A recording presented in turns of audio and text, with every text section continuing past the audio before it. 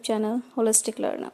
आज की वीडियो में हम बात करेंगे एक ऐसी प्रॉब्लम के बारे में जिसको हम सभी फेस करते हैं अपनी लाइफ में कभी ना कभी, लेकिन सही जानकारी ना होने के कारण उसको ठीक नहीं कर पाते हैं। तो चलिए जानते हैं क्या है वो प्रॉब्लम, क्या कहते हैं उसे और उसको ठीक कैसे कर सकते हैं। व्हाट इज़ द प्रॉब्लम, समस्या क्या है। क्या आप भी अपनी आइडेंटिटी को किसी और के इमोशन, अप्रूवल या हैप्पीनेस के साथ जोड़ देते हैं। कभी सोचा है आप हेल्प करते करते खुद को तो नहीं खो रहे हैं।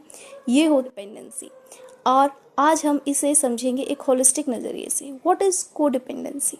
कोडिपेंडेंसी क्या होती है। कोडिपेंडेंसी का मतलब है दूसरों की नीड्स को इतना प्रायोरिटाइज करना कि अपनी नीड्स, इमोशंस और आइडेंटिटी भुला देना, ढूंढना मुश्किल हो जाए। लेकिन जब हम इसे होलिस्टिक नज़रिए से देखते हैं तो ये सिर्फ एक मेंटल हेल्थ इशू नहीं है, बल्कि इमोशनल, फिजिकल, स्पिरिचुअल और रिलेशनल इम्बैलेंस भी होता है। इसका मनोवैज्ञानिक दृष्टिकोण क्या है। मनोवैज्ञानिक दृष्टिकोण कैसे पहचानें। इसमें आत्मसम्मान की कमी होने लगती है, लोगों को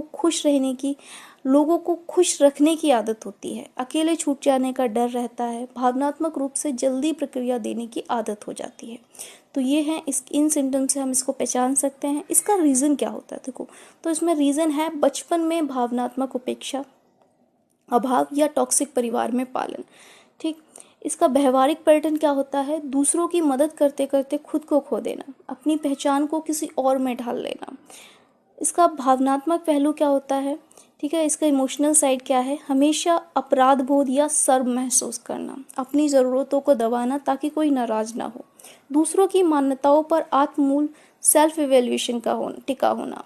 शारीरिक संकेत भी होते हैं। क्या होते हैं इसके शारीरिक संकेत। जब ये होता है, कोडिपेंडेंसी होती है, तो तनाव से जुड़ी बीमारियां जैसे सिर दर्द, थकान या पेट की समस्याएं होती हैं। बार बार शरीर का फाइट या फ्लाइट मोड में आ जाना होता है। तो ये फाइट और फ्लाइट मोड क्या होता है, इसे देख लेते हैं। फाइट या फ्लाइट मोड यानी लड़ो या भागो। प्रतिक्रिया हमारे शरीर की एक स्वाभाविक या स्वचालित प्रक्रिया है जो तब एक्टिव होती है जब हम किसी तनाव, डर या खतरे का सामना करते हैं। इसका नेक्स्ट है लगातार थकान या बर्नआउट महसूस होता है।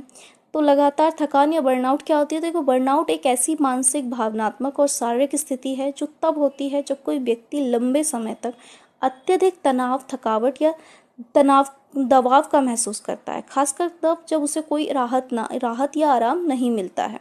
तो ये होता है हमारा बर्नआउट। इसके बाद देखिए कि आध्यात्मिक स्तर पर क्या होता है।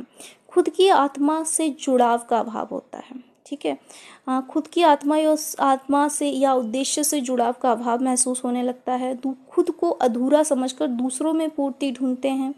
आध्यात्मिकता के नाम पर असल भावनाओं से भागते हैं। ठीक है, इसका देखो संबंधों पर भी असर होता है। क्या असर होता है। अक्सर ऐसे रिश्तों में फंस जाते हैं जहां सामने वाले व्यक्ति नार्सिसिस्टिक या इमोशनली अवेलेबल होते हैं। एक ही तरह के रिश्तों को बार बार दोहराया जाता है जहां हम बचाने या नियंत्रित करने की भूमिका में होते हैं। सीमाएं तय करने में कठिनाई होती है। सो ये सब हैं इसकी प्रॉब्लम्स। अब देखिए और किस किस लेवल पर ये किस तरह से हमें अफेक्ट करते हैं। अब देखिए इसके उपाय भी हैं। ठीक है, तो इसके होलिस्टिकली उपाय भी किए जा सकते हैं। इसके सारा कैसे करते हैं, how to heal this holistically. तो सबसे पहले आपको करना है इनर चाइल्ड हीलिंग, कि अपने अंदर के जख्मी बच्चे को प्यार देना चाहिए। कि हम कैसे जो हमारा इनर चाइल्ड है हम उसको फिर से प्यार दें, उसको फिर से नर्चर करें। सिमेटिक थेरेपीज़ लेनी चाहिए। शरीर में जमा जो ट्रॉमा है उसको रिलीज करना चाहिए।